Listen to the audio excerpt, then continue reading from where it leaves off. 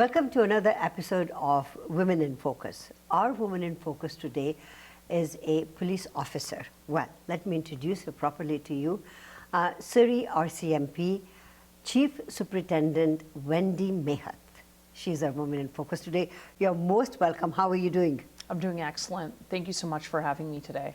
It is the minute I found out about you, and I said to Sarb, I said, I need to interview this woman.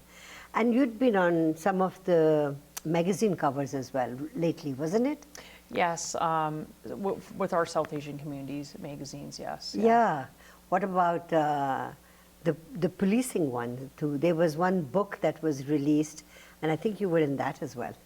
Yeah, it was a organization that was back in Toronto. It was to showcase and feature South Asian our community members that had done different careers, various careers, just to showcase who we were, just maybe as a coffee table book for those who are aspiring to hear more about the South Asian community, people in various different jobs, and just as a point of mentorship, I think, as well. It was a beautiful coffee book. Thank you, thank you. Now, a chief superintendent, how do you get to be a chief superintendent? What do you have to go through to be a chief superintendent? Absolutely, I'll be happy to share that with you. So I think I spent many years, in my first 7 years, working on patrol and policing. So really, to me, that's the foundation of police work. Learning how to work on the streets, working with individuals, learning about people's crises, their emotional state, and trying to help them. So what was really important to me is to stay close to that throughout my whole service. So I did my first time 7 years as a constable on patrol. Then I went to the next rank of corporal. So I did work in plainclothes, which is more of the investigative work, but I also made sure I did time on patrol. So every rank I went through, first rank was corporal, then it's sergeant, staff sergeant, and then inspector, then superintendent. So within those 5 ranks, I always had the ability to work back with people on the streets in a police station, which we call a detachment, and have that opportunity to get to know the community, get to know businesses, city councils, the public, youth. So that was what was important to me. So I think that really helped prepare me those 5 different areas of policing, those ranks, and we're staying close to people in the front line. Then eventually I was able to put all of that work into achieving this rank, which I've just had for the last 5 months. Wow, fantastic. But it's not that you join as a corporal or as a captain and then you become a superintendent in very quick succession. There are so many years in between that you have to put in, right? Yes, I have 25 years of service right now. Wow. I joined in the year 2000. And when I did join, there was not a lot of South Asian female police officers. Yes. Now I'm very happy to say we have many. And I think slowly as years go by, you'll see throughout the years many women from our community, the South Asian community, rise to this rank and above. And while you're working in Surrey, don't you see that the growth is faster than what the municipality can achieve and do? Yeah. So when I arrived in working in Wally district, which is now I guess referred to as city center as well. Yes. I started there, and you are right. Traffic was much easier and better.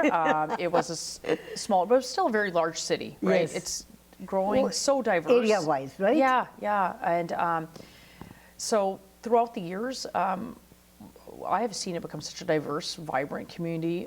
Very quickly, probably one of the fastest growing cities. In Canada, I think. In Canada, I believe so, yeah. And then really matching Vancouver pretty closely. So just to also share a little bit of a background with you, Surrey RCMP was in existence from 1951 to 2024. Wow. And so in November 29th of 2024, the police jurisdiction has changed to the Surrey Police Service. So right now I really have the honor of coming back at that time in November 29th of 2024 to now oversee the RCMP officers, about roughly 500 of them, that still work in Surrey and we do police quite a bit of area there. We police 3 out of 5 policing districts. Okay. And we support the new police jurisdiction, Surrey Right. Police Service, while they get to strengthen and grow their numbers of officers. And so we will remain in place until for the next 2 years, until they are ready to take over fully. So it felt really like coming back home to me, to be able to come back. I've spent 14 of my 25 years working in Surrey. Wow. So I was recently overseeing the Ridge Meadows RCMP. That's the Right. communities of Maple Ridge and Pitt Meadows. Okay. And the Katzie First Nation. So I worked there for 4 years as their officer in charge. So this opportunity to come back to where I started and to close up the detachment, Right. to get it ready for another service was just a once in a lifetime opportunity. So I bet. So happy to go back. Yeah, but when you leave this place, it would be sad to a certain extent, wouldn't it? It will. And Yeah. I think it already is, because we've spent so many decades there, 7 decades, lots of good history, lots of relationships and bonds made in that Of community and programs that we had created. So I think the wonderful thing is, yes, on one hand it's sad, but Yeah. we get to be a part of that history, Yes. and we get to take back the wonderful things we did there. Yeah. And those police officers that received such good training, we're going to be able to share that with other cities here, close to us, Beautiful. and throughout the country. So that legacy, I think, will still live on. I'm going to take a short commercial break and come back Yes. and delve into your personal life and Sure. see what made you get into policing. So let's take a short break. Absolutely. Thank you. Wendy Mehat is our Woman in Focus today. Don't go away. We'll be right back. Welcome back to Women in Focus. Our Woman in Focus today is Chief Superintendent. You know, I am so excited about this, Wendy Mehat. So, Yes. Wendy, being in police, and you've got a lovely height. I mean, I'm 5 dead. You're taller than me. So, did the height have something to do with it? I'm going to ask you 6 questions in a row. Was the family who wanted you be in policing? Was there someone that was a guiding figure in your life that you went this way? Oh, sure. And no, those are easy questions, so I'll answer that. As far as my height goes, and just physicality, no. So we don't have height restrictions. Really? Anymore. Oh, okay. For I don't know how many years that's been in place, but it wasn't in place when I had gotten in. So Right. whether I was short or tall, it wouldn't have mattered. So that was, I think, okay. But now we have officers of all heights and, Yes. and sizes and shapes, and you name it. And as far as why policing, why was this a choice for me, and is there anyone who steered me to this? So actually, with my parents and my family, I didn't have anyone in my immediate family circle that had joined the police or the RCMP. Right. But when I was in high school, I grew up in a town called Squamish, BC, All right. which, as everyone knows, is close to Whistler. I think Yes. that's how Squamish sometimes is known. We had school liaison officers. Right. And I know that there's a lot of split thoughts on police officers in schools, but for me, it was great as a elementary student and high school student, just seeing them, watching them interact with students and really showing their human side. So when I started seeing that when I was in high school, but I really started feeling that they were very trustworthy and they were very Right. people that I could look up to. Right. And then after I finished high school and went to post-secondary school and took courses and had jobs, I actually really wanted to volunteer just to see what it was like. Okay. And then I volunteered at the North Vancouver RCMP detachment, and that's where I really saw the police officers, saw the types of work that Right. could be out there, and I just knew I wanted to do that So at a what very young was age. it? What was it that attracted? Was it, I mean, there are so many different aspects of being Yeah. a police officer, isn't it?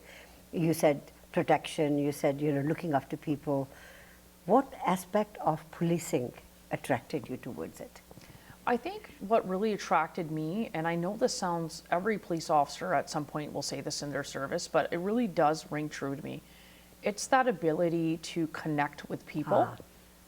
Not just with people, what you see, on the surface, but I really wanted to connect with people figure out where the issues were coming from in any situation, but also that ability to help.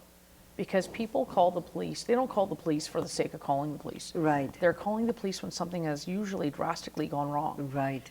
And they're looking up to you for guidance, support, advice. And even if you don't have all the answers, it could be just as simple as sitting down with somebody and just even staying silent for a few moments and letting them talk and hearing what is happening. And just to know that you had a small part of making their day better was huge to me. I'm going to bring you to your family. How many in the family? So your parents' side. On my parents' side, okay. Well, I have three, so there's three of us girls. Yes. I have an older sister and a younger sister. Okay, you're the middle child. The middle child, yes. And my dad came to Canada at a very young age. My mom came from India when she was 18. Oh, wow. And my dad was just a young child. But his grandparents and great-grandparents had come to India, from India to Canada in, I believe, the early, 1920s. So the early settlers here. Yes, yeah. yes. So my grandmother, who just recently passed away, had come here in the early 60s. Wow. With my dad as just a small baby. Wow. And came here to join her husband. And she, in my mind, was a bit of a pioneer. She worked in a restaurant for 25 years. Holy and mackerel. Supported her 5 children, and she was an amazing human. And so I was born in North Vancouver, but I was raised in Squamish. My parents still live there. Oh, I see. I'm also now the mother of 2 teenage daughters, Oh, 17, lovely. and one who's 13. And my husband's a fellow police officer. We never a dull day with 2 teenage girls in the house. So, how did you meet him? How did I meet him? I met him in the RCMP Academy. Oh, okay. Yeah, 25 Love years at ago. first sight? No, friends at first sight. And then a few years later, we began dating, and then we ended up getting married. And he's works in where we live as a police officer out in Langley. And I mean, sometimes our daughters are, it's tough having 2 police officer parents, but they're surviving. So do you guys interrogate them? No, well, it doesn't work. It doesn't work. Are you sure about that? They've been around us so long. Policing's a part of their fabric now, so nothing we say really affects them. They're like, oh, here, mom and dad go again. So I want to come back and talk to you about, the way you were brought up and the way you're bringing up your 2 daughters. It's interesting to see that you are 3 sisters, and that your parents must have been very broad-minded to make you go through whatever you wanted to do, right? I mean, was there a tussle in the house, mom and dad saying, no, you can't do this, but do this? No, there was no tussle, because I think they knew how determined I was. Yes. And me and my sisters were quite strong-minded. I think they raised us to really stand up for ourselves and be very clear with what we want in society and with our career and our lives. So, of course, they, like every parent of the time, and especially South Asian parents, they were, strict and had their rules and boundaries, 100%. We didn't always like them, and I see myself doing that now today. With You've become my mother. Yes, yes. But they were very supportive. I think, of course, my mother was nervous about, working on the streets, working late at night, and working in a profession like policing. But they realized nothing was going to hold me back, and I wanted this. And they're very happy. They're very proud for me. And at that point, it's better to let them do what they want to do for sure, than to stand in their way, right? Absolutely, absolutely. I'm going to come back and talk about your daughters and your aspirations. We'll take another short break. Absolutely. Get the program paid for. Thank you. Chief Superintendent Wendy Mehat is our Woman in Focus today. Don't go away. We'll be right back. Welcome back to Women in Focus. Our Woman in Focus today is Wendy Mehat. You mentioned you've got 2 teenage daughters. A little bit about them, and then I have a question about young women in Surrey, or women of South Asian descent. So your two little apple of your eyes. Sure. If if they do see Yeah. this program, I apologize to them in advance. But yeah, no, you know what? I think I'm so proud to be a parent. I Yeah. think as balancing police work with motherhood Yes. is not easy for No. anyone, I think, or even just parenthood with policing. Right. And it means that you can sometimes become very jaded about society because of what you see in public. And sometimes you do take that home with you, and you always think about the worst case scenario. So I think what really is very easy to say to your children is you can't go to this event, or you Right. can't do this, or you can't hang out with this person until I know more about them. yeah. So I've learned a lot about Very protective then. yeah, so I have learned to let go quite a bit, and I'm very proud of them. They know the difference definitely between what I feel is right and wrong. And but they're, you know, obviously, I have one daughter, my oldest, who's learning how to drive. That's always scary, especially with what I see out on driving. Yes. And my youngest she's still learning at the age of 13 a lot Right. about what's important, what's not. So on that note, I thought they also inspired me to, there was a program that I was incredibly proud of. When it was around 2018, 19, when I worked at the time in Surrey RCMP, which is now called the Surrey Provincial Operations Support Unit, or Yes. RCMP Surrey, I had one of the programs, I was an inspector at the time, and one of the programs my officers and myself had designed was called Project Lavender. So what that meant was one of my portfolios was overseeing the school liaison officers in Okay, policing, in okay. addition to other teams. Right. So the youth team that I used to oversee for policing came with me to high schools, and we visited what were called girls groups. Okay. And some high schools have them where they're a safe place for girls in high school to Right. get together at either after school or lunchtime, just to with another person from the schools, as a school employee, to kind of help navigate them and have a safe place for them to get together. And some of them had issues within school, whether it be learning or personal issues. So as police, we often want to, tell people what to do and what not to do all the Right. time, Yes. including when we give school presentations. Right. So this was an opportunity for us to go into the schools as police officers, interview these girls in these groups, and many of them were in grade 11 and 12, Yeah. and ask them, tell us about your life story. What went wrong for you, or what did not work for you when you were younger? Yeah. And what do you wish you would have known? And if you were now telling other younger girls who are coming into grade 6 and 7 and 8, Yeah. What would you say? What would you say to them? What Beautiful. lessons would you impart with them? Because I really noticed, especially too with having children, that they're more apt to want to listen to their peers Yes.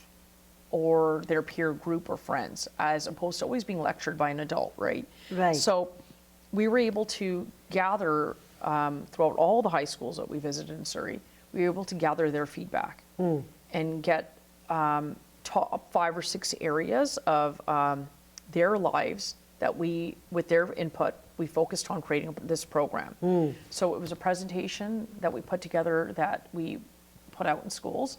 We also had guest speakers that would come along as well. Beautiful. Very powerful young women in the Yes. community that struggled in high school that were able to share their stories with these Stories. students. Yeah. Mentoring them. Yeah. So it was not only just congruent to Surrey, we were able to deliver this program in other cities. Right. That program will now segue onto the new police service, but what that program entailed was a couple of topics. It was about speaking about the realities of drug and alcohol awareness, not just drug, but alcohol, and having safe relationships. Like Very important. relationships with anyone in their life, Yes. like how to have a healthy one, Yes. and not one that's so dependent on social media or what you Yeah. think you should be doing, Right. or what you might want to do just to be popular. Right. Another important part of that was building stronger self-esteem, Yeah.